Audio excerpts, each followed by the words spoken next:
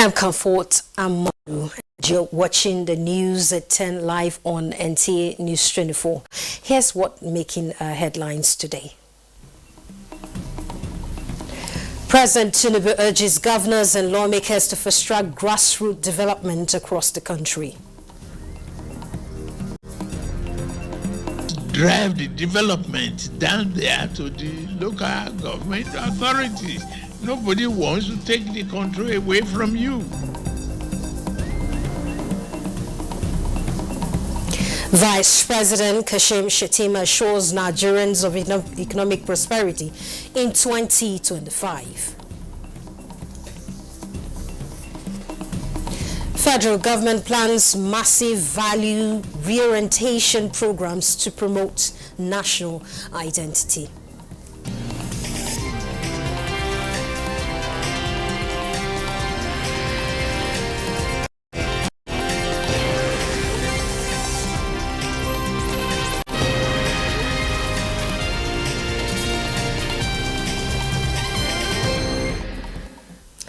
It's 10 a.m. and you're watching the news at 10. President Bola Tinubu has nudged state governors to exercise and encourage and rather energize local government administrations in their respective states to fast-track a holistic grassroots development across the country. The president was speaking during while addressing governors who paid him festive homage at his Lagos residence. State House correspondent Musbat Anwahab reports that the president also received leaders of the National Assembly. Presidents of the Senate, Godswill Akpabio, and Speaker Tajuddin Abbas led principal officers of both chambers of the National Assembly on this visit. Past leaders of the National Legislature were also in the team.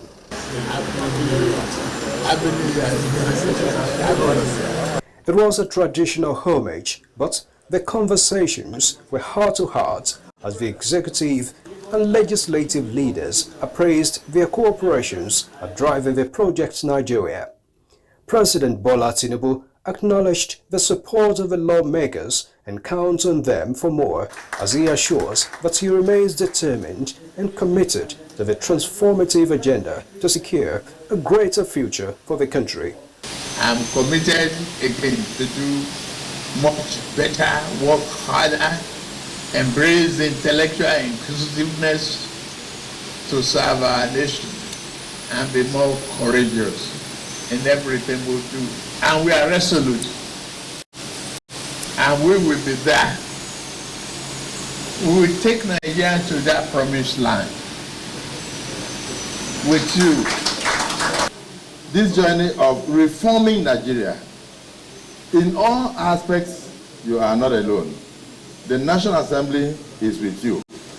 We will stand by you to ensure that we don't do the same thing over and over and expect a different result.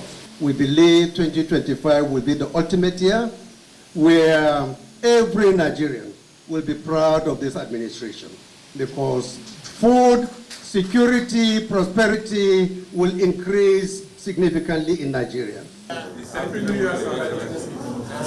And then it was the turn of the sub-national leaders, and time too for some frank talks on the need for improved collaborations for national development. On the current indices of development looking up, President Tinubu reassures that his administration will continue to drive the needed change for greater prosperity. He enjoined the sub-nationals to intensify efforts in the quest for food security. And the agricultural value chain will depend on all of you. You own the land. Whatever I'm doing in agriculture is just a mere help to stimulate food production. The job is in your hands. The president also cleared the air on some wrong perceptions about the local government autonomy. Just drive the development down there to the local government authorities. Nobody wants to take the control away from you. But collaboration Let's do it together and make sure Nigeria is better off from it. There should be no state that we go to and not able to be proud of development. There shouldn't be. In terms of agriculture, the policy is working. We'll continue to deepen that and make sure we're not just 100% sustained in food security, but we feed the whole of West Africa. That's the target. And the security front, I say congratulations. Things are changing. It shows that the government is on the attack. Security is improving. Well done, sir. We'll continue to encourage you. And all the states also will continue to contribute to our local security architecture to make sure things fare better. The governors, through their chairman, also commended the proclamation of the president as the Man of the Year by National Daily. In Lagos, Musbah and Wahab, NTA News. Vice President Kashim Shettima is also assuring Nigerians that the country's economy is now primed for a drastic turnaround in the new year. The number 2 citizen who was with his principal in Lagos for the New Year celebrations also joined the president to receive visitors. Speaking to the State House correspondent afterwards, Vice President Shettima says the Renewed Hope administration has taken tough decision in the interest of Nigerians and that citizens will now begin to witness the positive results on their socio-economic lives. I believe we have turned the corner and inshallah we shall have a very robust economic activities in the new year. I believe Nigerians will prosper. The economy has started picking up and in the coming weeks and months Nigerians will start smiling for the better. We are working assiduously with the National Assembly to come up with robust solutions to our national challenges. There is no nation that is immune to the economic headwinds across the world. The crisis in Ukraine and so many other global trends are affecting us adversely because we are part of the global community. But I want to assure Nigerians that the economy is turning the corner. By the grace of God, we have crossed the Rubicon and we are on a path to sustain growth.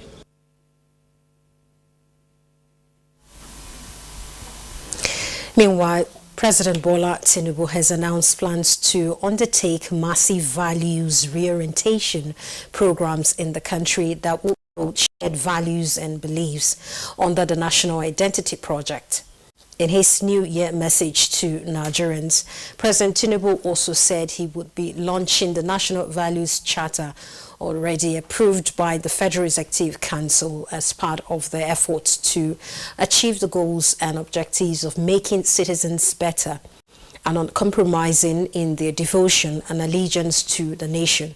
The National Identity Project is a set of policies that prescribe the values, characters and national symbols of the country in more meaningful ways that can connect citizens and leaders to shared aspirations and goals.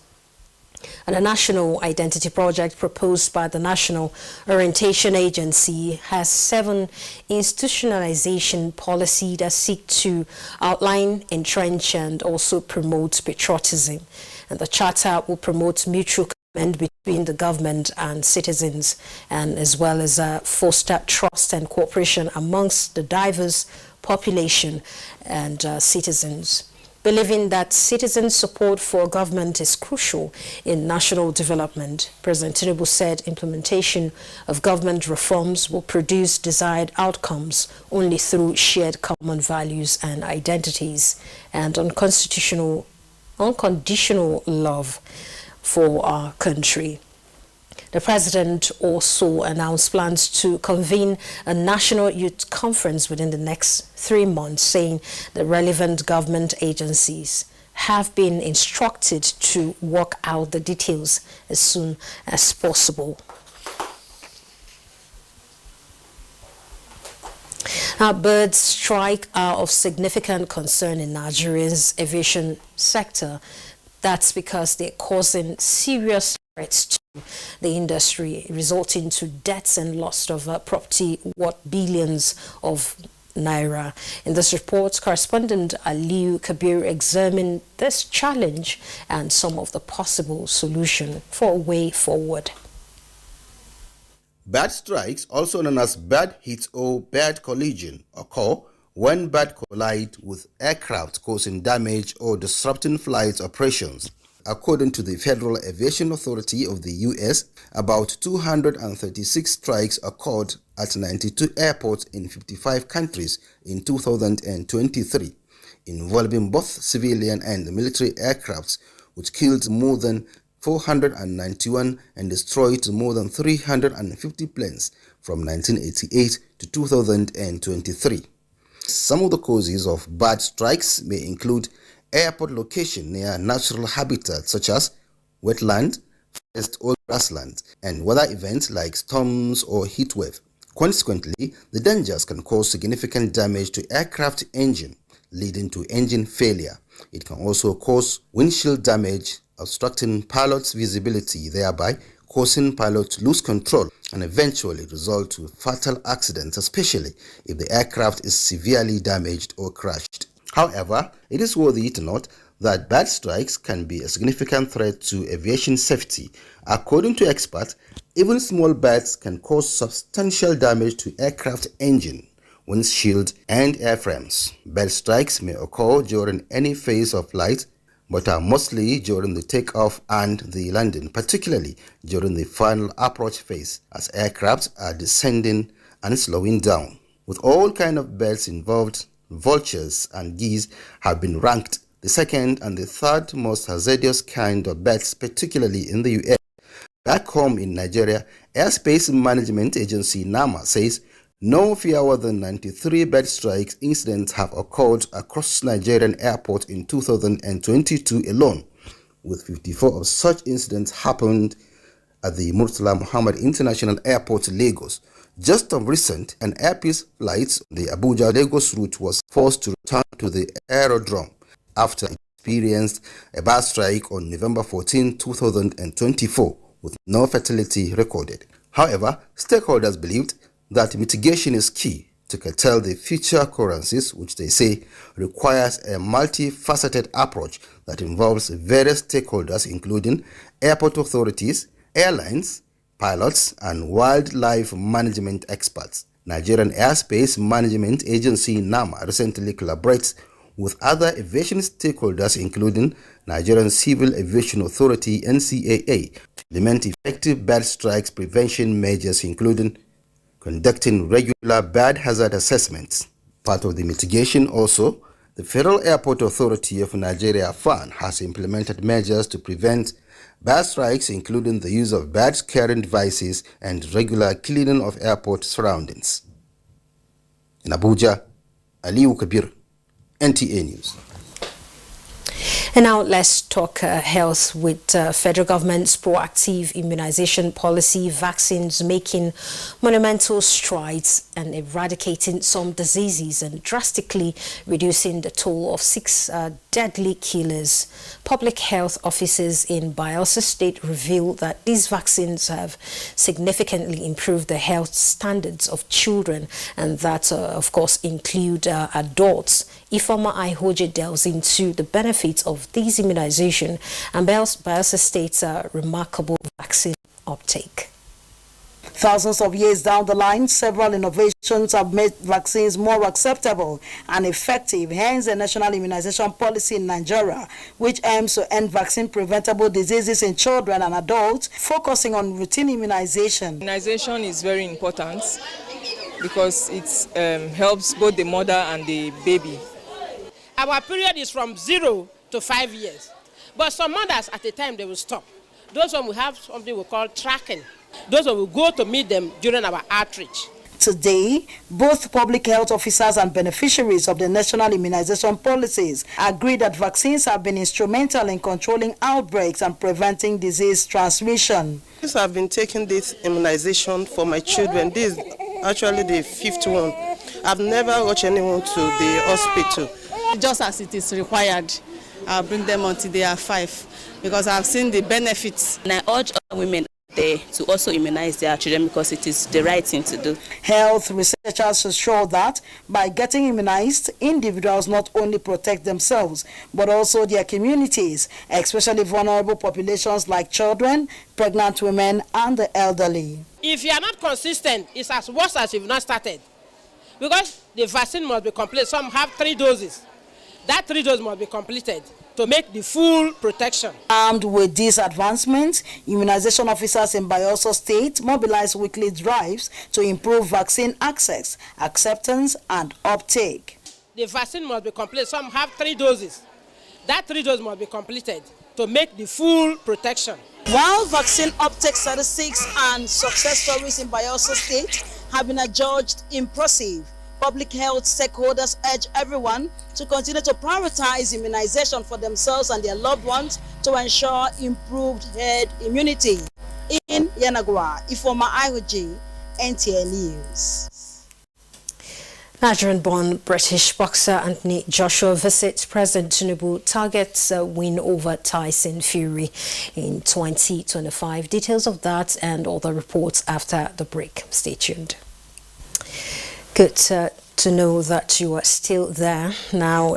And Nigerian-born British boxer Anthony Joshua says he's targeting wins over Tyson Fury in 2025 and a 3 World Heavyweight Championship.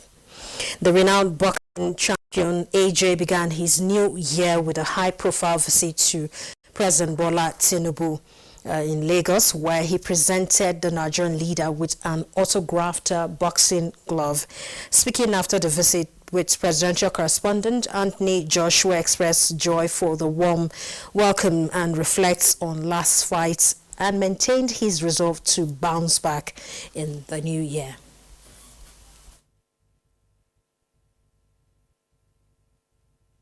We're here in December, so it's a big celebration for the Christmas and New Year period. But in general, the energy in Nigeria is good, and I got to meet His Excellency. They do an amazing job at hosting me and my family today. I get to see how the country's organized and run, and they have big plans for the future. Hunger makes me more hungry, makes me want to work harder, because time is of the essence. Time is limited, so I just want to put in more work.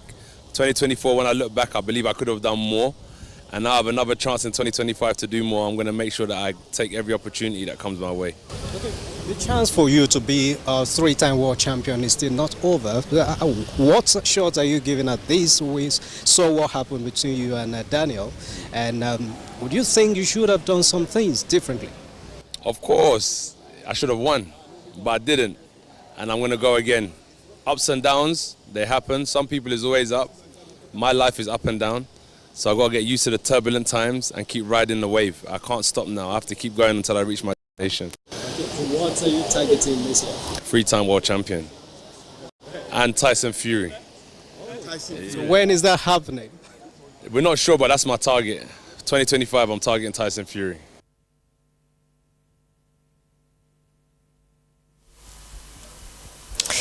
It's indeed right to set your target on time and right as well. Residents of Dafa Village in Buhari Area Council, Abuja, enjoyed a Chinese film titled Detective Chinatown on a big screen, which is an initiative of StarTimes. And this is part of StarTimes' efforts to support the community and to strengthen the bond between China and Nigeria. Suleiman Abdul Wahab was there for the NTA.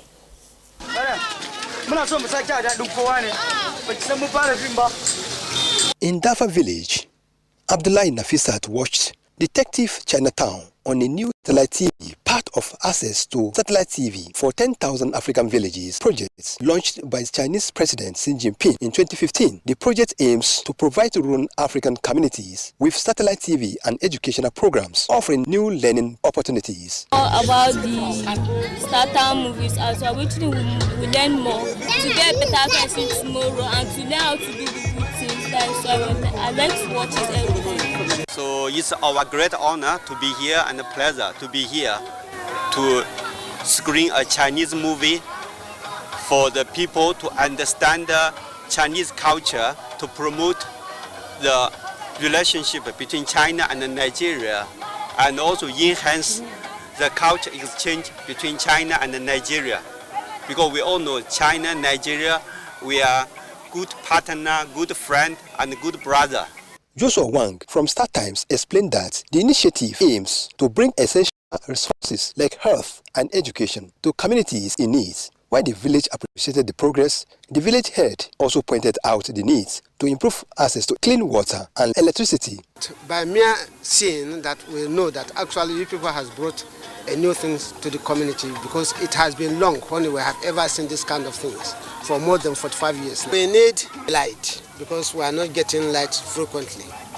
Nafisat and her community hope for a future with reliable resources for growth, believing that the growing China-African partnership will improve access to satellite TV and addressing key infrastructure needs. In Abuja, Suleiman Tabu Abdulwahab, NTA News.